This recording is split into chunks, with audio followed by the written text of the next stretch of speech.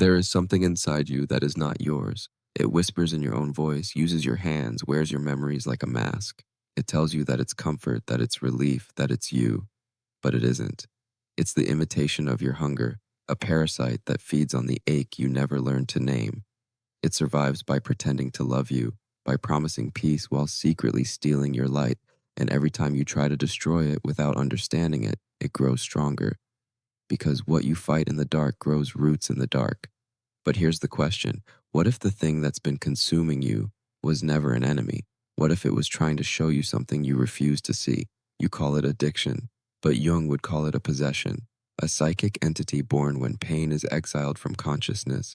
It wears the face of substances, screens, obsessions, perfectionism, people, yet all of them are only mirrors. What it really wants is your attention. What it really craves is your avoidance.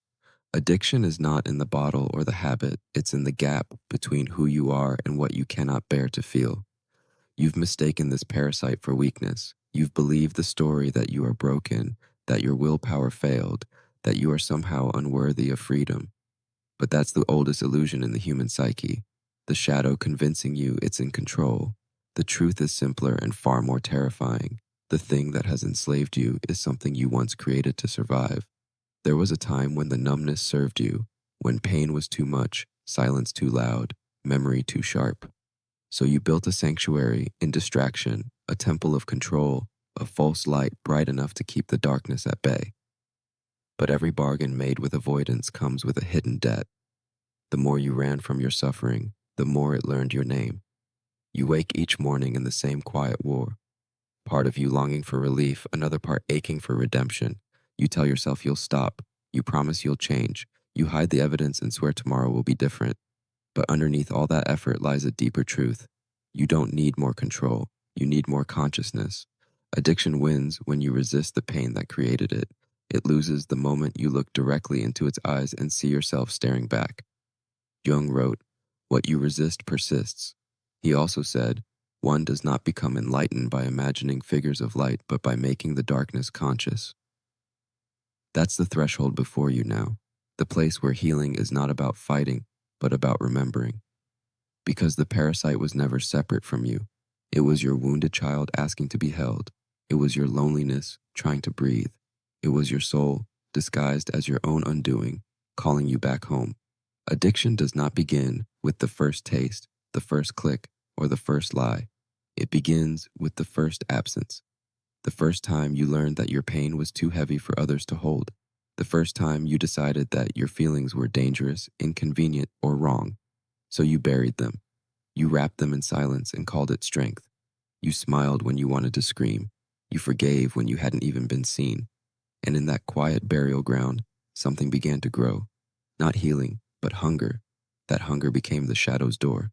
When Jung wrote that every form of addiction is bad, no matter whether the narcotic be alcohol or morphine or idealism, he wasn't moralizing, he was warning. Because the substance is never the real seducer. It's the unconscious promise beneath it. I will not have to feel.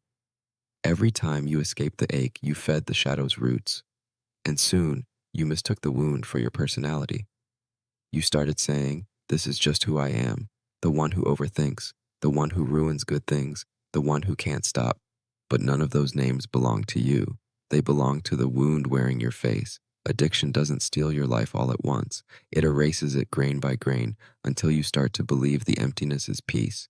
You confuse comfort with connection, sedation with safety, silence with serenity. But underneath, something ancient in you keeps whispering, "This isn't the way home. Look carefully. The enemy isn't the substance, the screen, the obsession. The enemy is the unconscious bargain you made to survive your own disowned feelings.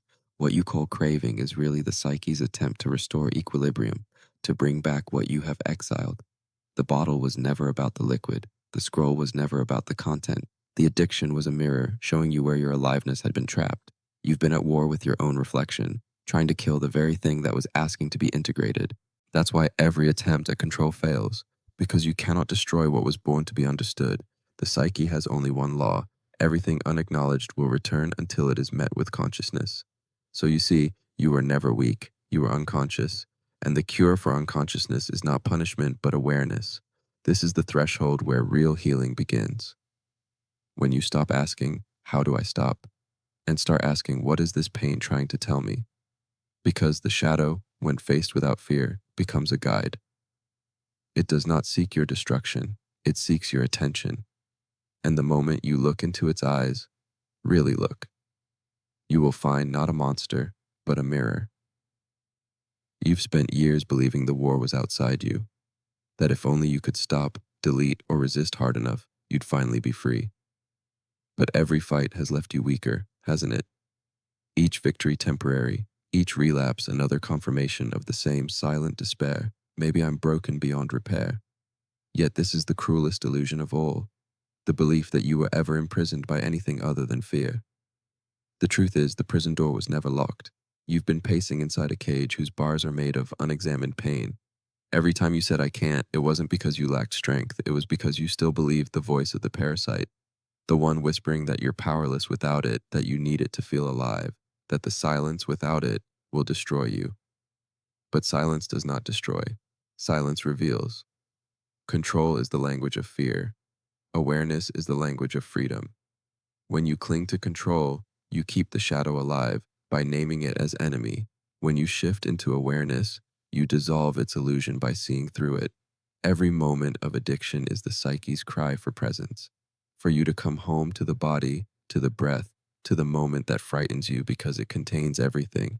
You think the craving will kill you, but it's not the craving that kills.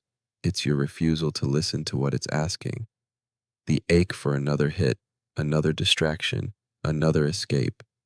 That's the soul knocking, saying, there is life here. There is energy trapped beneath this pattern. Addiction does not want destruction. It wants transformation. It wants you to stop living as a fraction of yourself. Look again at the thing you fear. Beneath its hunger lives your own. Beneath its chaos lies your unlived grief.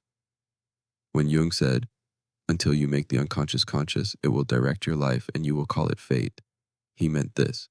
The moment you see through the pattern loses its power.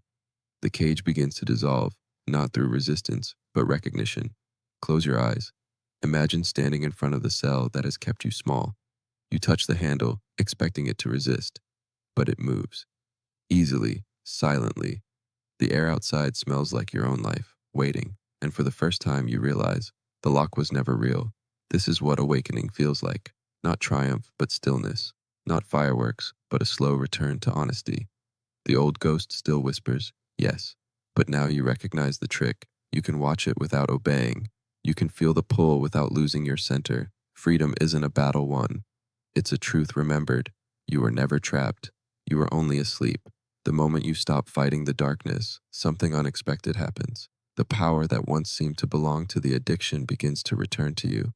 Not all at once, more like a slow remembering, a trembling re-entry into your own skin. It feels raw, unfamiliar, and real. You start to realize that the thing you were terrified of feeling was not your enemy, but your life. Every addiction, at its root, is a form of grief, a longing for something lost, childhood safety, forgotten innocence, a love that never fully arrived. You weren't chasing pleasure, you were searching for home. But the deeper truth is this: what you were seeking was never in the bottle, the body, or the screen. It was in the space you were avoiding, the sacred territory of your own unclaimed feeling. Jung called this active imagination, the process of meeting the unconscious, not as foe, but as teacher. In surrender, you stop trying to control your emotions and begin listening to them. You let the trembling speak. You let the tears burn through the armor. You let the rage rise and dissolve without judgment. Each feeling becomes a messenger, each ache a small initiation. This is the beginning of alchemy, not the childish fantasy of turning lead into gold, but the profound inner process of transforming psychic heaviness into consciousness. What you once called craving becomes curiosity. What you once called relapse becomes revelation. You start to see the pattern not as failure, but as feedback from the soul. In this space of surrender, something begins to shift chemically, spiritually, even cellularly. Your nervous system, long addicted to chaos, starts to relearn calm. Your mind, once trapped in repetitive loops of guilt, begins to rediscover silence. And within that silence, the alchemist's flame appears, steady, sacred, eternal. You begin to feel awe, not shame, for what you have survived, because the same energy that once fueled your addiction is the energy that can now fuel your awakening. The drive that once sought escape can now seek creation. The hunger that once destroyed can now become devotion. This is what Jung meant when he spoke of the transcendent function, the emergence of a third way when two opposites are held with full awareness. You are no longer only the wounded one or the healed one. You are the one who can hold both, the paradox, the fire, the transformation. And this is what the shadow has been trying to teach you from the beginning, that your darkness is not your destruction, but your doorway. Feel it. How surrender does not mean collapse, but contact. The moment you stop running, you stop splitting.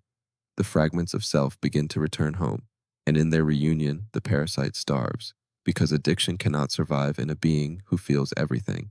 Awareness is its antidote, presence is its cure. There comes a moment in your healing when the war inside goes quiet, not because you've won, but because you've finally stopped fighting yourself. The silence that follows is unlike any you've known, not the hollow quiet of suppression, but a living stillness, pulsing with new awareness. For the first time, you feel what it means to inhabit your own body without escape, to breathe without bargaining, to simply exist, and find that existence itself is enough. This is the birth of the real self, the one addiction tried to bury, the one who existed before survival strategies, before shame, before the false identities you wore to feel safe. It rises from beneath the ruins not as perfection, but as presence. Jung said that the purpose of individuation, the great work of the soul, is not to become good, but to become whole. That means reclaiming the pieces you exiled when you believed they were unlovable, the liar, the pleaser, the one who numbed, the one who failed. All of them belong to the same original being who only ever wanted to feel alive. When you begin to live from this integrated place, you notice something miraculous. The same energy that once drove your addiction now drives your awakening. The same restlessness that once sought oblivion now seeks creation. What once felt like compulsion becomes compassion, first for yourself, then for others. You see that addiction was never a curse, but a conversation, a misunderstood dialogue between the self that suffered and the self that survived. Every moment you spent in that darkness was an apprenticeship in empathy.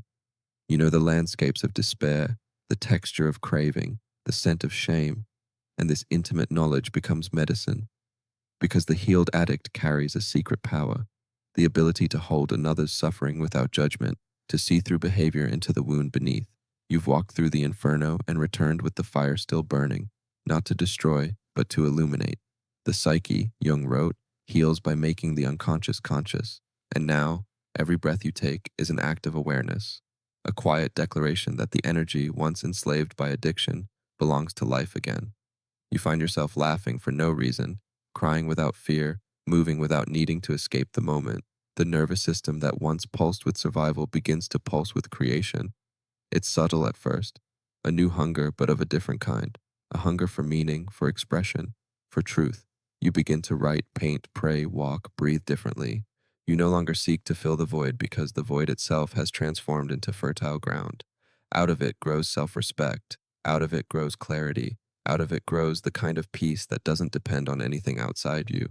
This is not recovery, it's rebirth. The one who lived on the surface has died. The one who lives from the depths has risen. And in that rising, addiction loses its last disguise. You see now that it was never the enemy, it was the threshold. Freedom is not the end of the story, it is the beginning of a deeper one, the one where you must learn to live without the familiar weight of the chain. At first, the lightness feels strange. You've built your identity around struggle for so long that peace can feel foreign, almost suspicious. The mind whispers, "Can I really trust this calm?" But this is where many souls turn back, confusing serenity with emptiness, mistaking stillness for loss. Do not turn back. This quiet is not absence, it is presence purified. The life you lived in addiction was one of reflex. This new life requires awareness.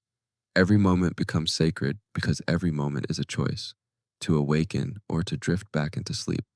You begin to understand why Jung said, freedom from the power of the unconscious means to be conscious of it. Sobriety, in any form, is not about control. It is about relationship.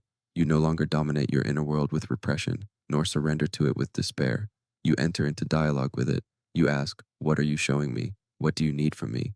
And the psyche, long neglected, begins to trust you again.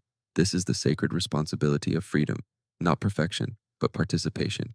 You are now the guardian of your own energy. You decide what stories enter your mind, what frequencies you allow into your body. You begin to notice how certain people drain your light, how certain environments reawaken your old patterns. The mature soul doesn't avoid these encounters, it uses them as mirrors. Every trigger becomes an opportunity to practice awareness instead of relapse. There will still be moments of temptation, not because you failed, but because you are human. The psyche will always test its newfound boundaries, asking, "Are you awake?" When the old urge whispers, you no longer collapse beneath it. You listen, you breathe, and you choose. You realize that discipline is not suppression, it's devotion to what you love most, and what you love now is clarity.